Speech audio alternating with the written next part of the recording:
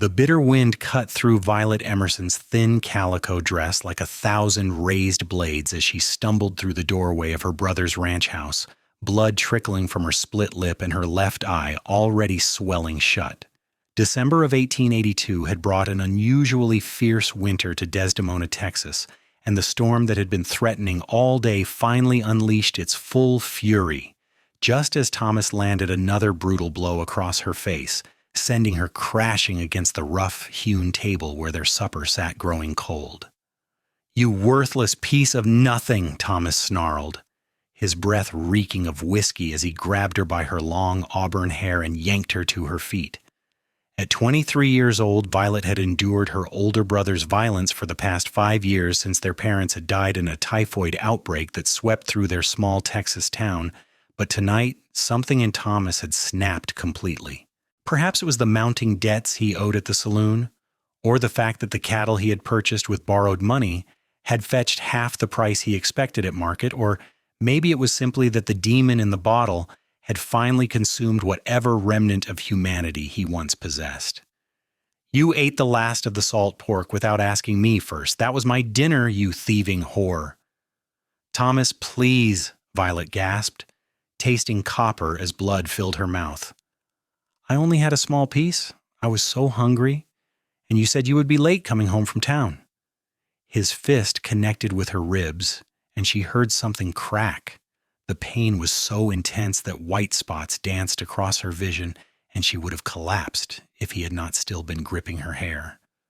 Through the window, she could see the snow beginning to fall in earnest now, thick white flakes that swirled in the lamplight spilling from the house. The temperature had been dropping all day, and the ranchers in town had been warning each other that this storm might be one of the worst they had seen in years. "You do not get to eat my food without permission," Thomas shouted.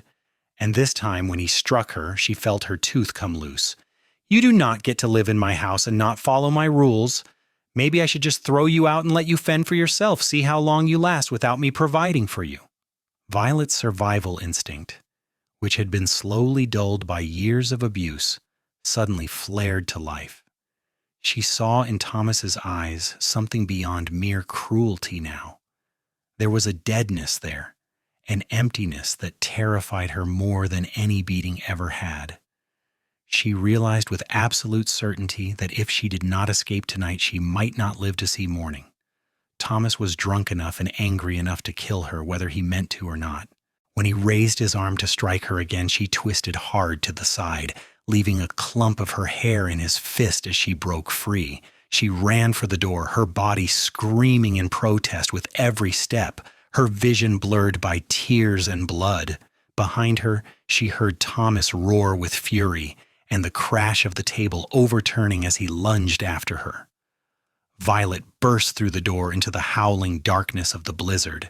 The cold hit her like a physical blow, stealing the breath from her lungs. She wore no coat, no boots, only the thin dress and worn stockings that provided almost no protection against the savage wind. Snow was already accumulating on the ground, and within 3 steps her feet were numb. But she could hear Thomas behind her, could hear his curses and the heavy tread of his boots on the wooden porch, and so she ran. She ran past the barn where their 2 remaining horses whickered nervously at the storm. She ran past the empty chicken coop and the well and the fence line that marked the edge of their property. She ran toward the open prairie where the wind screamed like a living thing and the snow fell so thick she could barely see 3 feet in front of her. Some rational part of her mind knew this was madness, that running into a blizzard without proper clothing was a death sentence, but the terror that drove her was stronger than reason. Thomas's footsteps behind her were slowing, and she heard him call out something that the wind tore away before she could make out the words. Then there was only the storm and the darkness and the desperate need to keep moving. Violet had no idea how long she ran. Time became meaningless in that white void. Her feet were beyond pain now, gone to a numb deadness that frightened her. Her hands were the same frozen claws that she tucked against her body as she stumbled forward. Ice formed in her hair and on her eyelashes. Her lips were cracked and bleeding. The thin dress was soon soaked through, and she began to shiver so violently that her teeth chattered. Still she pushed forward, driven by some primal instinct that told her to keep moving, that to stop was to die. She fell twice, and the second time it took all her remaining strength to drag herself back to her feet. The world had narrowed to nothing but white and cold, and the sound of her own labored breathing. She tried to think of warmth, of summer days when the Texas sun beat down and she complained about the heat. She tried to remember her mother's arms around her, the smell of fresh baked bread, the sound of her father's laugh. But the memories felt distant and unreal, belonging to someone else entirely. When she fell the third time, she was not sure she could get up again. The snow felt almost soft now, almost welcoming. She thought perhaps she should just rest here for a moment, just close her eyes and gather her strength. The shivering had stopped, which seemed like a good sign. She felt warmer now, almost peaceful. It would be so easy to just sleep. Then she heard something that cut through the fog in her mind. Hoofbeats. Someone was riding through the storm. She tried to call out, but her voice was barely a whisper. She tried to raise her hand, but her arm would not obey. The darkness at the edges of her vision was closing in, and she thought with a strange detachment that she was about to die out here in the snow, that Thomas had finally succeeded in killing her, even though he was no longer the one striking the blows. The last thing she saw before consciousness left her was a dark shape looming over her, and the last thing she felt was strong arms lifting her from the frozen ground. Isaac Barrett had been riding for shelter when he spotted the tracks in the snow. He was a cowboy by trade, 26 years old and weathered by years of working cattle drives and breaking horses for the various ranches scattered across this part of Texas. He had been heading back to his small cabin on the outskirts of Desdemona when the storm had hit in full force, and he knew that staying out in this weather much longer would be foolish at best and fatal at worst. His horse, a sturdy bay gelding named Rusty, was already struggling through the deepening snow, and Isaac had been about to turn back and seek shelter at the nearest ranch when he saw them. Footprints, fresh enough that they had not yet been completely filled in by the falling snow. Small footprints, too light to be a man's. Someone was out here on foot in this blizzard, and they could not have much time left before the cold claimed them. Isaac did not hesitate. He turned Rusty in the direction the tracks led and urged the horse forward, leaning low over the saddle to peer through the swirling white. His own coat was thick wool lined with sheepskin, and he wore leather gloves and a wide-brimmed hat pulled low against the wind. But even with all that protection, he could feel the cold trying to work its way into his bones. Whoever had left these tracks must be in desperate straits. It took him nearly 15 minutes of slow, careful tracking before he spotted the dark shape lying in the snow. At first he thought it might be a fallen animal, but as he drew closer, his heart clenched with horror. It was a woman, dressed in nothing but a thin dress, lying motionless in a drift. Ice crystals covered her hair and clothing, and her skin had taken on a frightening bluish tinge. Isaac dismounted quickly and knelt beside her, pressing his fingers against her throat. For a terrible moment, he felt nothing, and he thought he was too late. Then he detected it, a faint flutter of a pulse, weak but present. She was alive, but barely. He did not waste time trying to wake her. Instead, he stripped off his coat and wrapped it around her, then lifted her carefully into his arms.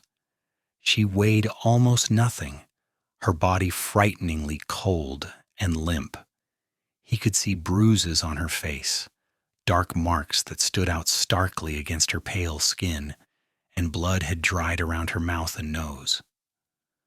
Someone had beaten her badly and recently. Getting her onto the horse while the animal stood still in the storm was a challenge, but Isaac managed it, mounting first and then holding the woman against his chest with one arm while he guided Rusty with the other. His cabin was closer than any of the ranches now, perhaps a mile away if he could navigate correctly in the whiteout conditions. He gave Rusty his head, trusting the horse's instincts to find the way home. The ride seemed to take forever, each minute feeling like an hour as Isaac held the unconscious woman against him and prayed they would reach shelter before it was too late. He could feel her breathing, shallow and rapid, and occasionally she would shiver violently against him, which he took as a good sign. At least her body was still trying to warm itself. When the dark shape of his cabin finally emerged from the swirling snow, Isaac nearly wept with relief. He guided Rusty up to the small barn attached to the side of the cabin, dismounted with the woman still in his arms, and kicked the door open. Inside, the wind was blessedly cut off, though it was not much warmer. He laid the woman down gently on a pile of hay, then quickly unsaddled Rusty and rubbed the horse down before throwing a blanket over him and filling his feed bag with oats. Then he lifted the woman again and carried her into the cabin proper. The fire in the stone hearth had burned down to embers, but it was the work of only a few minutes to build it back up into a roaring blaze. The cabin was small, just one room with a bed in the corner, a rough table and 2 chairs, a trunk that held his belongings, and a few shelves for supplies. But it was well built and tight against the wind, and as the fire grew, warmth began to spread through the space. Isaac laid the woman on his bed and began the careful process of warming her. He had seen frostbite before, had even lost a toe to it himself after a bad winter 5 years back, and he knew that warming someone too quickly could cause terrible damage. He removed her soaked dress, trying not to look too closely at the bruises that covered her body, at the ribs that stood out too prominently, at the angry red marks around her wrists. He wrapped her in every blanket he owned, then heated water and used clean rags to carefully warm her hands and feet, watching for signs of damage to the tissue. Her fingers and toes were alarmingly white, and he feared she might lose some of them. But as he worked, color slowly began to return. Her breathing grew stronger, and the shivering returned in full force, which he knew was good even though it looked distressing. He heated broth from the pot that always hung over his fire and tried to get some of it into her, dribbling small amounts between her cracked lips. It was nearly dawn before her eyes finally fluttered open. For a moment she stared at him in confusion, and then terror flooded her face and she tried to pull away, crying out in fear. "Easy," Isaac said gently, holding up his hands to show he meant no harm. "You are safe. I found you in the storm. You are in my cabin and you are safe now." She stared at him, her chest heaving, clearly trying to decide whether to believe him.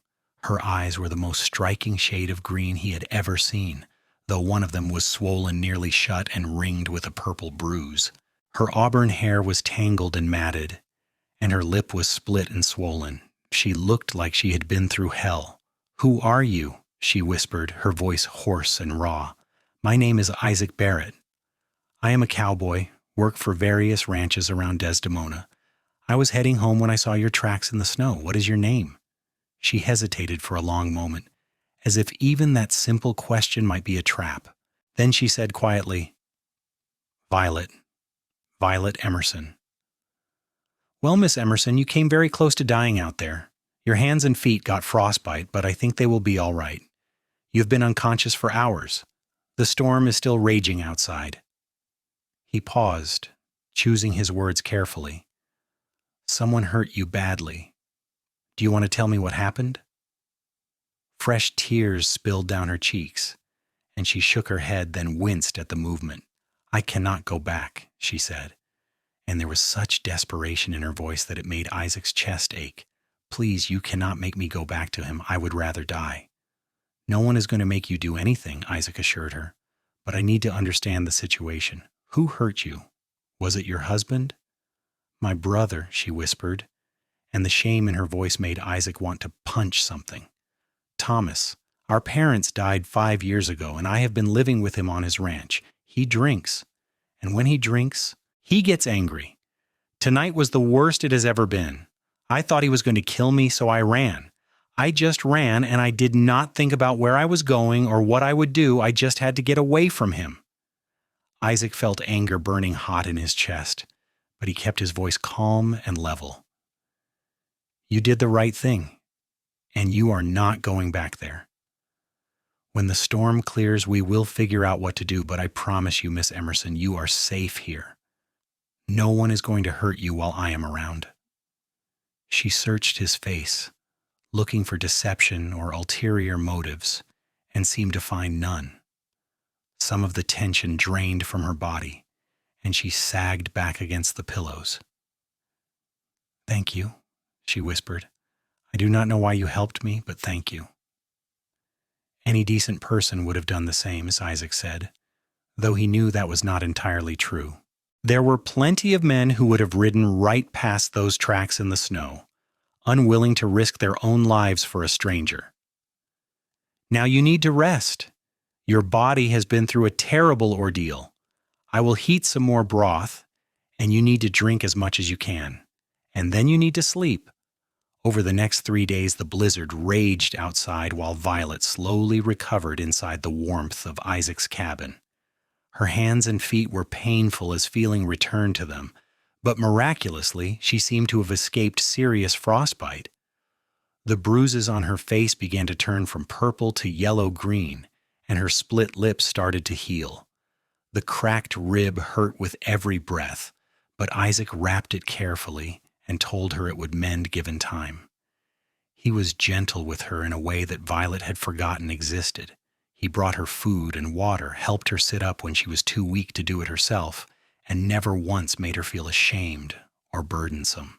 He slept on the floor near the fire, giving her the bed, and when she protested that it was his cabin and his bed, he simply said that his mother would haunt him from beyond the grave if he made an injured woman sleep on the floor. Slowly, Violet began to relax around him. She watched as he moved around the cabin, noting the quiet competence with which he did everything. He was tall, well over 6 feet, with dark hair that curled slightly at his collar and brown eyes that held a warmth and kindness she had not expected. His face was tanned and weathered from years of outdoor work, and there was a scar along his jawline that she wondered about but did not ask. His hands were calloused and strong, but he touched her injuries with surprising gentleness. They talked during those long hours trapped inside by the storm. Isaac told her about growing up on a small farm in Missouri, about how his father had died when he was 15 and he had headed west to find work. He had spent the last 11 years working cattle drives and breaking horses, drifting from job to job, never staying in one place too long. He had been in Desdemona for about 2 years now, longer than he had stayed anywhere else, and he had a small piece of land where he kept a few horses and did odd jobs for the local ranchers. Violet told him about her childhood in Desdemona, about her parents who had been kind and loving, about how everything had changed when they died. She had been only 18 then, and Thomas had been 25, already showing signs of the drinking that would consume him. At first he had simply been neglectful, spending their inheritance on whiskey and gambling. Then he had become controlling, dictating what she could wear and where she could go, and finally, about a year ago, he had started hitting her. "Why did you not leave before?" Isaac asked gently. "Did you have no other family, no friends who could have helped?" Violet shook her head. "Our parents were only children, so there are no aunts or uncles. And Thomas made sure to isolate me from my friends. He told everyone in town that I was unstable, that I had taken our parents' death very hard and could not be trusted. The few times I tried to reach out for help, people looked at me with pity but did nothing. They said that family matters should stay within the family, that Thomas was my legal guardian and had the right to discipline me as he saw fit." Her voice broke. "I felt so alone. I felt like there was no way out." "There is always a way out," Isaac said firmly. "It might not be easy, and it might require hard choices, but there is always a way. And you found yours. You survived, Violet. You ran into a blizzard with nothing but the clothes on your back, and you survived. That takes strength that most people do not have." His words settled something in her chest, some tight knot of shame and self-blame that she had been carrying for years. She was not weak for enduring what she had endured. She was strong for surviving it. On the fourth day after Isaac found her, the storm finally broke. Violet woke to sunlight streaming through the cabin's single window and a silence that seemed almost eerie after days of howling wind. Isaac was already awake, standing by the window and looking out at the transformed landscape. "It must have dropped near 2 feet," he said when he noticed she was awake. "I have never seen snow like this in Texas. It is going to take days for it to melt, and the temperature is supposed to stay below freezing for at least another week." Violet sat up carefully, testing her body. She was still sore, and her ribs ached with every deep breath, but she felt stronger than she had in days. "What do we do now?" Isaac turned to face her, and she saw the concern in his eyes. "That depends on what you want to do. We need to be realistic about your situation, Violet. Thomas is your legal guardian, and by law, you belong under his authority until you marry or reach the age of 25. If he reports you missing, and I am found harboring you, I could face serious legal consequences, and Thomas could force you to return to his house." The words hit her like a physical blow. She had not thought about the legal realities, had only thought about escape. "So I have no choice but to go back to him? To let him beat me until he finally kills me?" "No," Isaac said firmly. "I am not saying that. I am saying we need to think carefully about how to handle this. There are a few options. You could leave Texas entirely, go somewhere Thomas would never find you. I could give you money for a train ticket, help you get to a city where you could find work." The thought of leaving, of being alone in some strange city with no money and no prospects, terrified her almost as much as returning to Thomas did. But she tried to keep her voice steady as she said, "What? What are the other options?" Isaac hesitated, and she saw color rise in his cheeks. "You could marry someone." "As I said, once you're married, Thomas would no longer be your legal guardian. Your husband would be." He held up a hand quickly.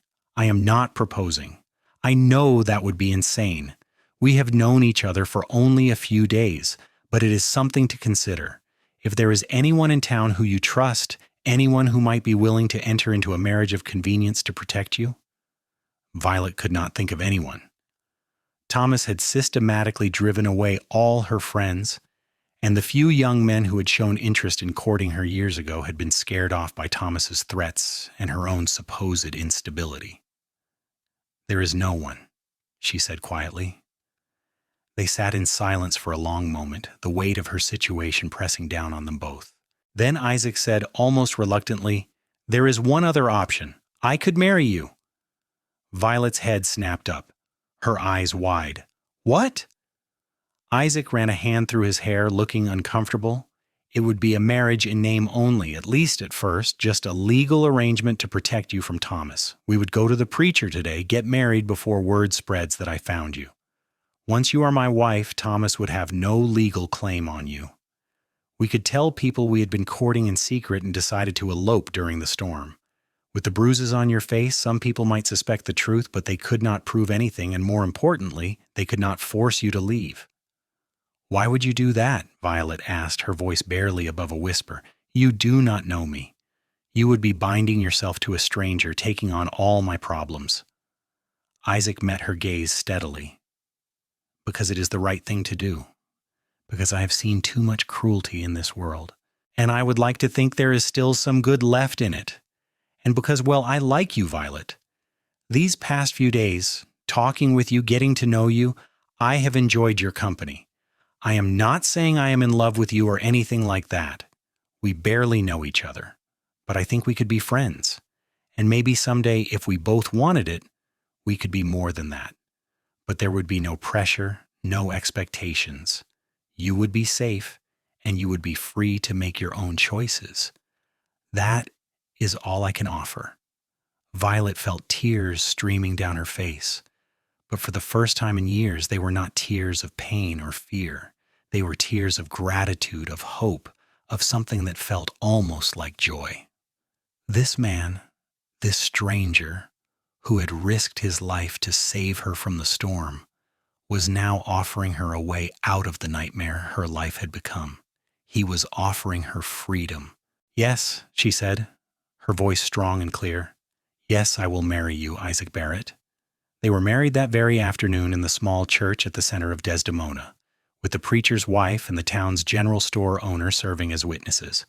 Violet wore a simple blue dress that the preacher's wife loaned her, and Isaac wore his best shirt and pants, his hair slicked back with water.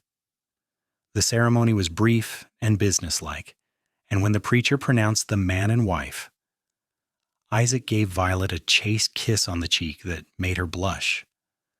Word spread through town faster than wildfire. By the time they left the church, people were already whispering, their eyes following the newlywed couple with curiosity and speculation.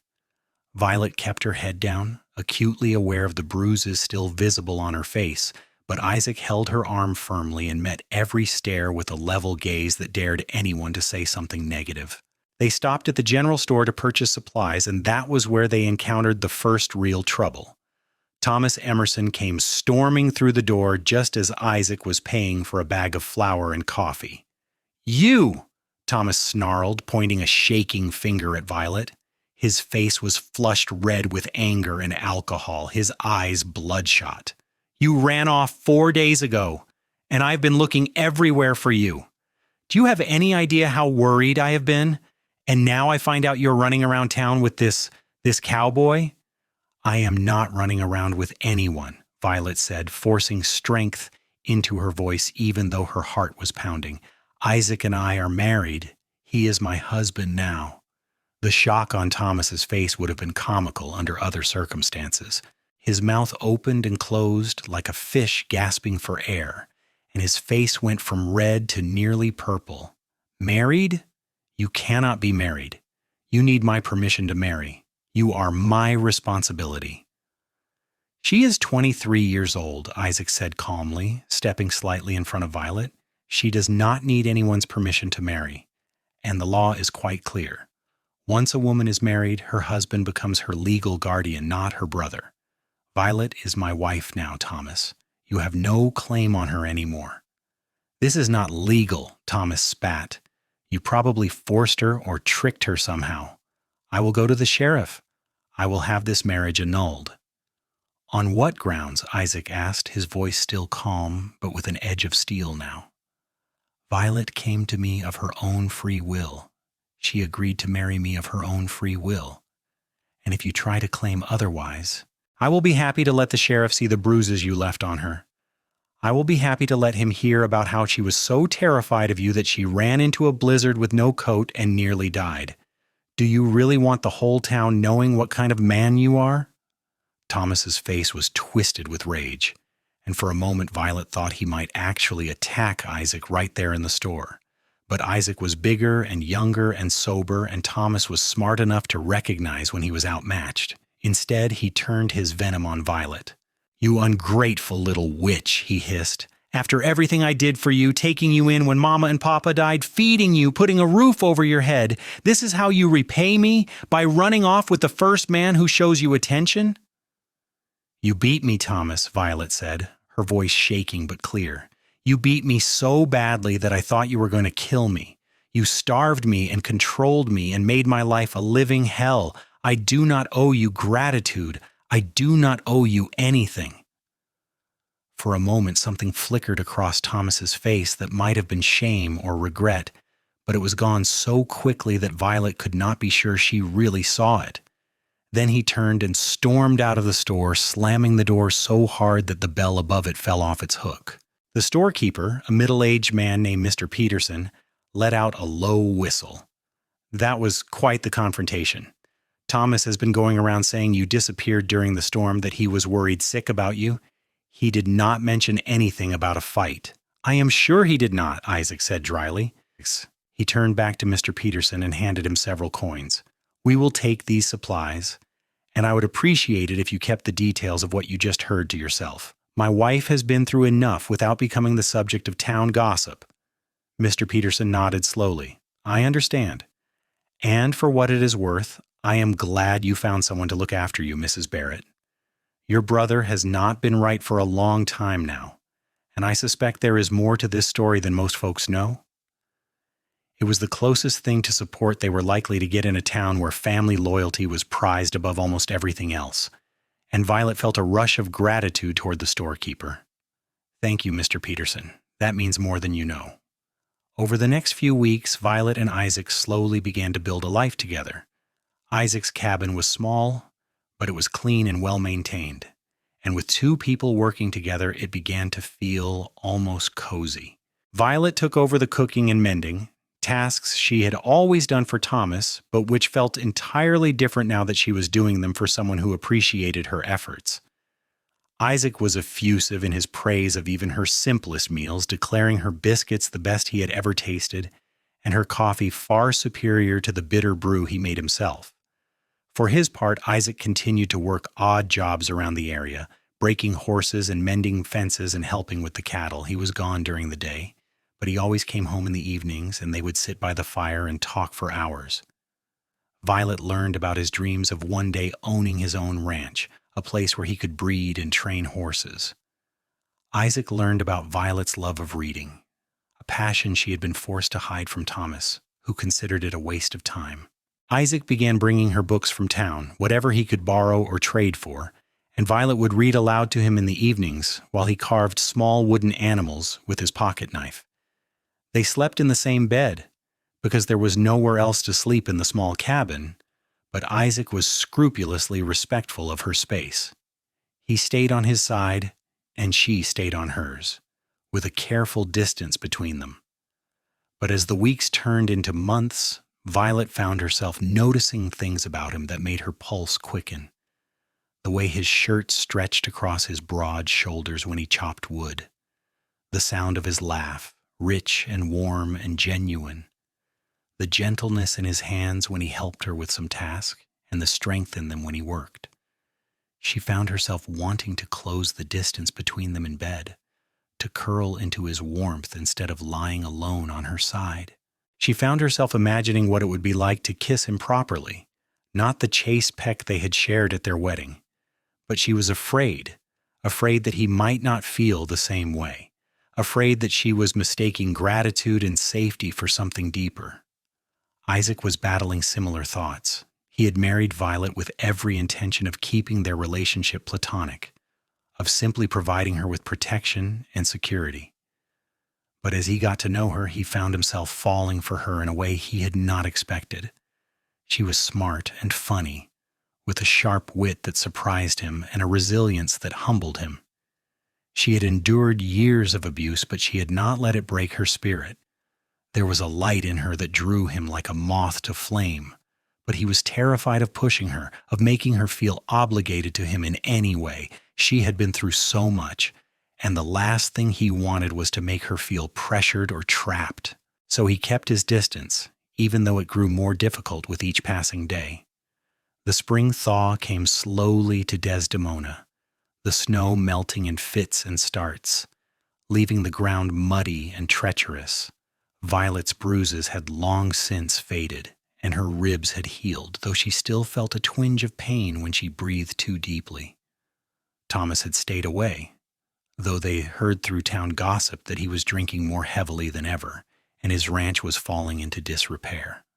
Violet felt a pang of sadness for the brother he had once been, before their parents died and the alcohol consumed him, but she did not feel guilty for leaving. She had saved her own life, and she would not apologize for that. One evening in late March, when the first wildflowers were beginning to bloom and the air held the promise of warmth, Violet and Isaac sat on the porch of the cabin watching the sunset. The sky was painted in shades of orange and pink and purple, and somewhere in the distance a coyote howled.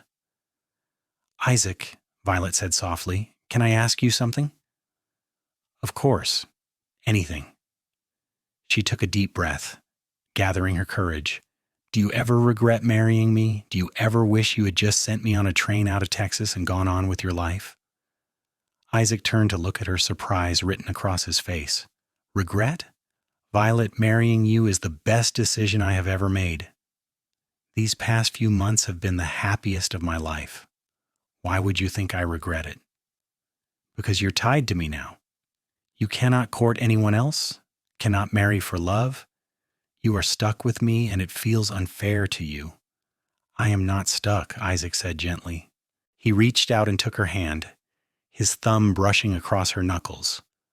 Violet, I need to tell you something, and I hope it does not scare you or make you uncomfortable, but I cannot keep it to myself anymore. I am falling in love with you. Actually, I think I have already fallen. Every day I wake up and see you in my cabin making coffee or reading by the fire, and I feel like the luckiest man alive. You are smart and strong and kind, and you make me laugh in a way no one else ever has. I married you to protect you, but I would marry you again tomorrow for entirely different reasons. Violet felt tears spilling down her cheeks, but she was smiling so wide her face hurt. I am falling in love with you too, she whispered. I have been for weeks now, but I was so afraid. I was afraid you only saw me as a responsibility, someone you had to take care of. I was afraid that if I told you how I felt, I would make everything awkward and ruin what we have. You could never ruin anything, Isaac said. And then he was cupping her face gently in his hands and leaning in to kiss her. It was nothing like the brief peck they had shared at their wedding. This kiss was deep and tender, and full of all the longing they had both been suppressing. Violet's hands came up to rest on his chest, feeling the steady beat of his heart beneath her palms. And when they finally broke apart, they were both breathless. I want this to be a real marriage, Violet said, her voice trembling slightly. I want to be your wife in every way. I want to share your bed and your life and your dreams. I want to build something with you, Isaac, something good and real and lasting. That is all I want too, Isaac said, resting his forehead against hers, all I have ever wanted. That night they made their marriage a true one, coming together with tenderness and care and a passion that surprised them both. Afterward, as they lay tangled in each other's arms, Violet felt a peace she had never known before. For the first time in years, she felt safe. For the first time in her life, she felt truly loved. The months that followed were filled with hard work and small joys. Isaac took on more jobs, saving every penny he could toward his dream of buying land for a ranch. Violet started a garden behind the cabin, planting vegetables and herbs that would help them stretch their food supplies. They talked often of the future, of the ranch they would build together, of the horses Isaac would train, and the life they would create. In June, Violet realized she was pregnant. The discovery filled her with a complicated mix of emotions. Joy, because she wanted children with Isaac, wanted to build a family with this man she loved so deeply. But also fear, because her own mother had died when Violet was 18. And she had no one to guide her through this process. And beneath it all, a lingering worry about what kind of mother she would be, whether the years of abuse she had endured would somehow affect her ability to care for a child. When she told Isaac, he swept her up in his arms and spun her around, his face alight with happiness. We are going to have a baby, he kept saying, as if he could not quite believe it. Violet, we are going to be parents. Are you happy about it? She asked, searching his face. Truly happy? I know we have not been married very long and money is still tight. I am the happiest man in the world, Isaac assured her. Yes, money is tight, but we will make it work. We always do. And as for not being married long, well, we have a whole lifetime ahead of us. This is just the beginning of our adventure together. Violet's pregnancy progressed smoothly through the summer and into the fall. Her belly swelled, and Isaac treated her like she was made of glass, constantly worrying that she was working too hard or not eating enough. She found his concern endearing, even when it became slightly overbearing. The women of Desdemona, once suspicious of the hasty marriage, slowly warmed to Violet as her pregnancy became obvious. They offered advice and hand-me-down baby clothes, and Violet began to feel like she was finally part of the community instead of an outsider. They heard through-town gossip that Thomas had lost his ranch to debt and moved into a room above the saloon. Violet felt sadness at the news, but also a sense of closure. That chapter of her life was over. She was building something new now, something better. In February of 1884, just over a year after Isaac had found her in the blizzard, Violet gave birth to a healthy baby boy. The labor was long and difficult, and there were moments when Violet was certain she would not survive it. But Isaac held her hand through it all, whispering words of encouragement and love. When the midwife finally placed the squalling infant in Violet's arms, she looked down at his tiny red face and felt her heart expand with a love so fierce it took her breath away. "What should we name him?" Isaac asked, his voice thick with emotion as he gazed at his son. Violet thought for a moment. "What about James? James Isaac Barrett. It was my father's name and it seems fitting." "James," Isaac repeated, trying it out. "I like it. Hello, James. Welcome to the world, little man." Being parents was harder than either of them had anticipated, but also more rewarding.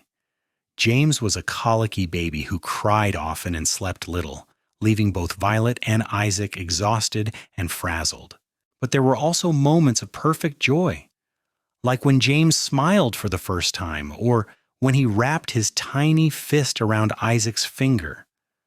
Violet marveled at how gentle Isaac was with their son, how he would pace the floor at night with James against his shoulder, singing old cowboy songs in his deep voice until the baby finally settled.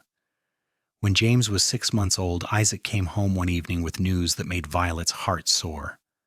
"I did it," he said, his eyes shining. "I bought the land. 200 acres just north of here with a creek running through it and good grazing. It needs work, a lot of work, but it is ours, Violet. We have our ranch." They moved to their new land that fall, building a proper house with the help of some of the local ranchers who had come to respect Isaac's work ethic and skill with horses. It was a simple structure, but it was sturdy and well built, with 2 bedrooms, a real kitchen, and a porch that wrapped around the front and side. Violet cried the first time she walked through the door, overwhelmed by the fact that she owned this place, that no one could ever take it away from her or hurt her here. Isaac began building up his herd of horses. Starting with breeding stock he purchased at auction and wild mustangs, he gentled himself. He had a gift for working with horses, a patience and understanding that allowed him to train even the most stubborn animals. Word of his skills spread, and soon ranchers were bringing him their problem horses, willing to pay good money for him to work his magic. Violet managed the household and cared for James, but she also became involved in the business side of the ranch, keeping the books and handling correspondence with buyers. She had a head for numbers that Isaac lacked, and together they made a formidable team. The ranch grew slowly but steadily, and while money was never plentiful, there was always enough to get by.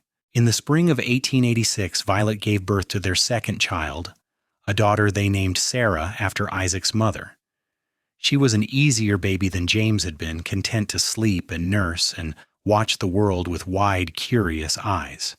James, now 2 years old and full of energy, was fascinated by his baby sister and constantly wanted to help take care of her. Life settled into a comfortable rhythm.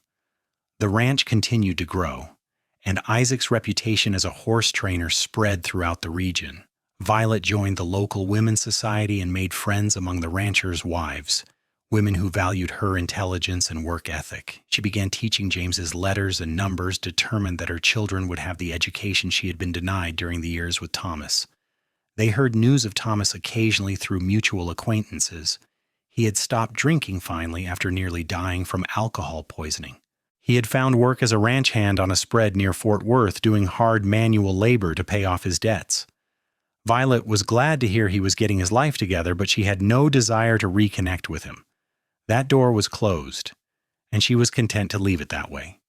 In the summer of 1888, when James was 4 and Sarah was 2, Isaac came home one day with a surprise.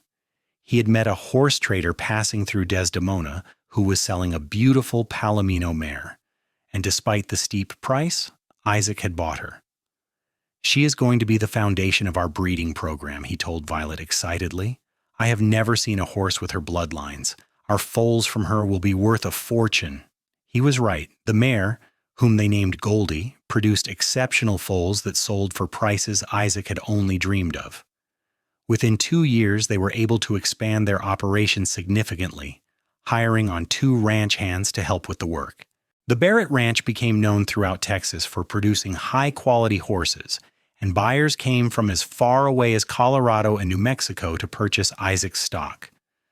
But even as their financial situation improved, Violet and Isaac never forgot where they had come from. They remained humble and hard-working, treating their employees with respect and paying them fair wages.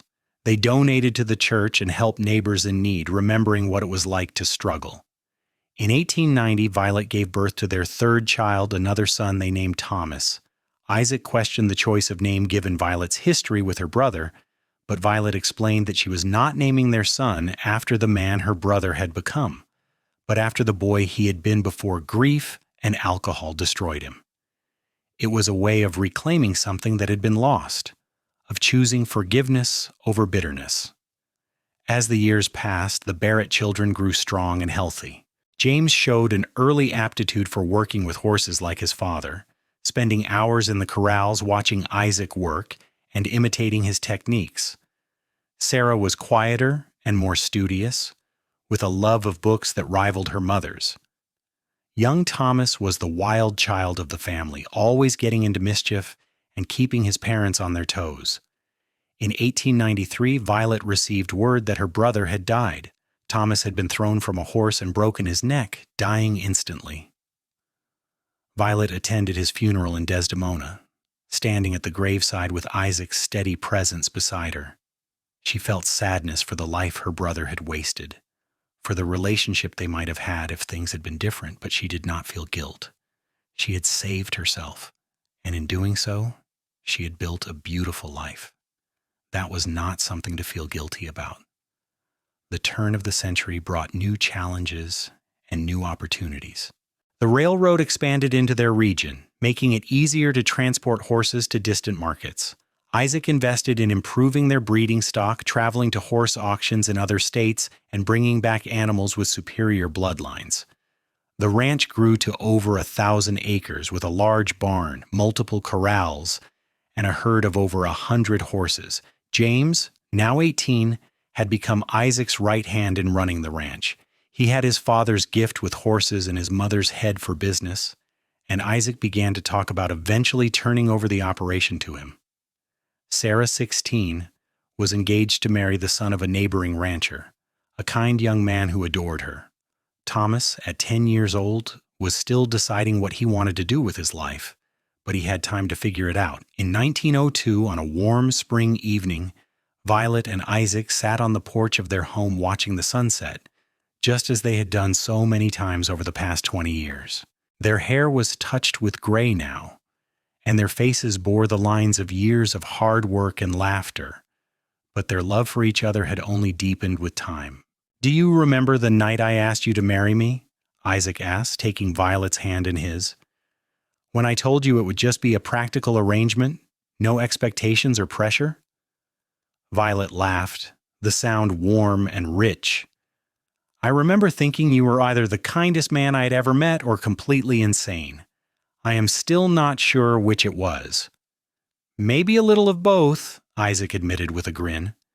"But Violet, I want you to know that marrying you was the best decision I ever made. Not because of the ranch or the children, though I am grateful for those things, but because every single day with you has been a gift. You have made me happier than I ever thought possible." "You saved my life," Violet said softly. "Not just that night in the blizzard, but every day since then. You gave me a reason to live, a reason to hope. You showed me what love really means, and I would not trade a single moment of our life together, not even the hard times." They sat in comfortable silence as the sun dipped below the horizon, painting the sky in brilliant shades of red and gold. In the distance, they could hear the sounds of the ranch, the soft nickering of horses in the corrals, the laughter of their children from inside the house. It was the sound of home, of family, of a life well lived. Years continued to pass, each one bringing its own joys and sorrows. Sarah married and gave Violet and Isaac their first grandchildren, twin girls who inherited their grandmother's green eyes. James took over more of the ranch operations, eventually marrying a school teacher from town and building his own house on the property. Young Thomas surprised everyone by developing a talent for training cutting horses, establishing his own niche within the family business. Violet started a lending library in Desdemona, donating books from her own collection and organizing fundraisers to purchase more. She wanted other young women to have access to the education and escape that reading had provided her. The library became a source of pride for the town, and Violet was known for her generosity in sharing her love of literature with anyone who showed interest.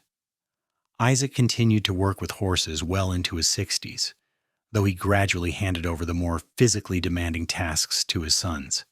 He never lost his gentle touch or his patience, and there were always young horses in need of training, always ranchers seeking his expertise. He became something of a legend in the region, the cowboy who could tame any horse and who had built a ranching empire from nothing.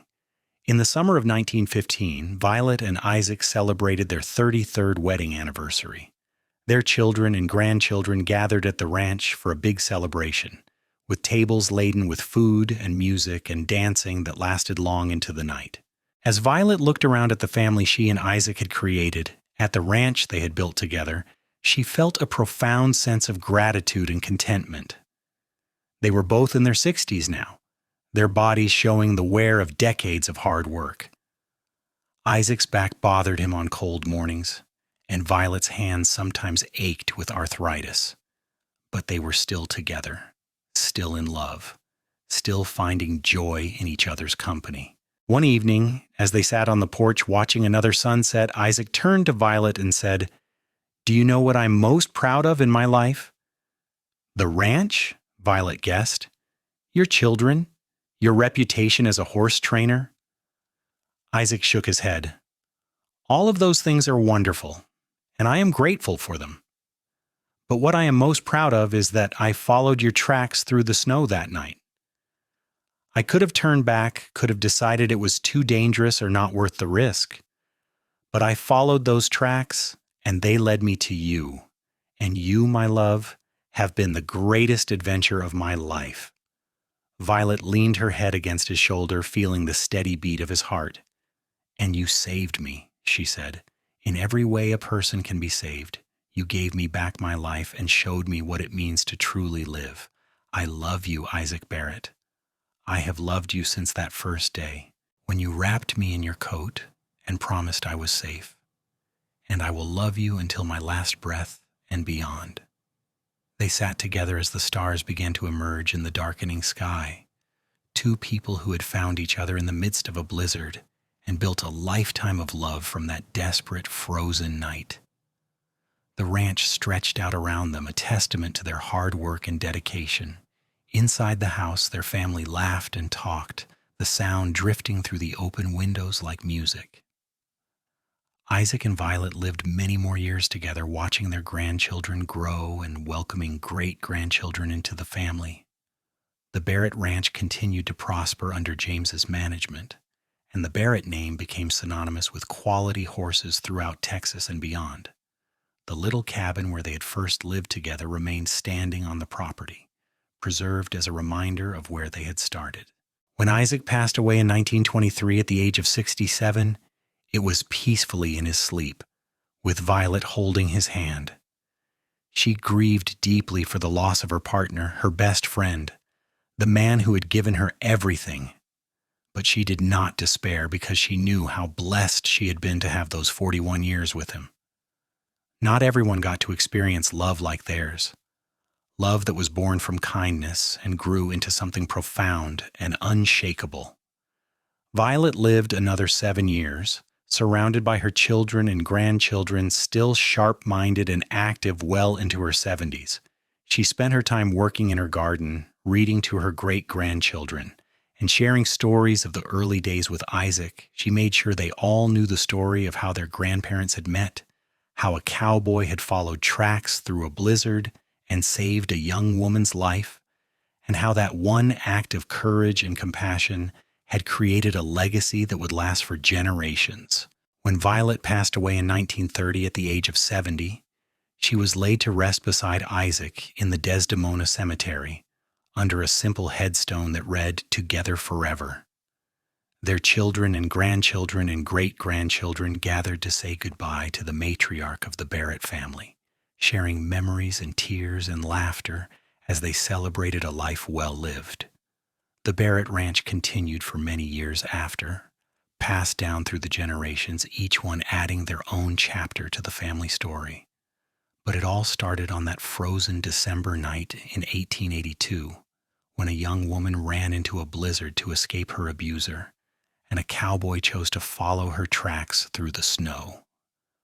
From that desperate act of survival and that simple act of kindness grew a love story that transcended time, a testament to the power of courage, compassion, and the resilience of the human heart. The legacy of Isaac and Violet Barrett lived on in their descendants, in the ranch they built, in the library Violet established, and in the countless lives they touched through their generosity and example. Theirs was a love born from darkness and hardship, but it bloomed into something beautiful and enduring, proving that even in the harshest conditions, even in the depths of winter, love can survive and flourish. And in the end, that is what mattered most, that they had found each other, saved each other, and built a life filled with love and purpose and joy. Their story became part of the lore of Desdemona, Texas, passed down through generations as an example of true love and second chances. Young women in difficult situations found hope in Violet's courage to run into that blizzard, to choose the unknown over continued abuse. Young men learned from Isaac's example that true strength lies in protecting those who cannot protect themselves, in showing compassion to strangers, and following the tracks through the snow even when it would be easier to turn back. And somewhere in the vast expanse of the Texas sky, the spirits of Isaac and Violet Barrett looked down on the legacy they had created, on the family that bore their name, on the land they had worked so hard to build into something lasting. They had started with nothing but desperation and kindness, but they had created something that would endure long after they were gone. That was the true measure of a life well lived, the true meaning of love that conquers all. The blizzard that had nearly claimed Violet's life ultimately became the storm that brought her salvation. The tracks she left in the snow became the path to her future, and the cowboy who followed those tracks became her whole world, her protector, her partner, her one true love. From the depths of winter emerged the warmth of spring, and from the darkest night came the brightest dawn. That was the story of Isaac and Violet Barrett, a love story forged in the Wild West, tested by hardship and proven eternal by time.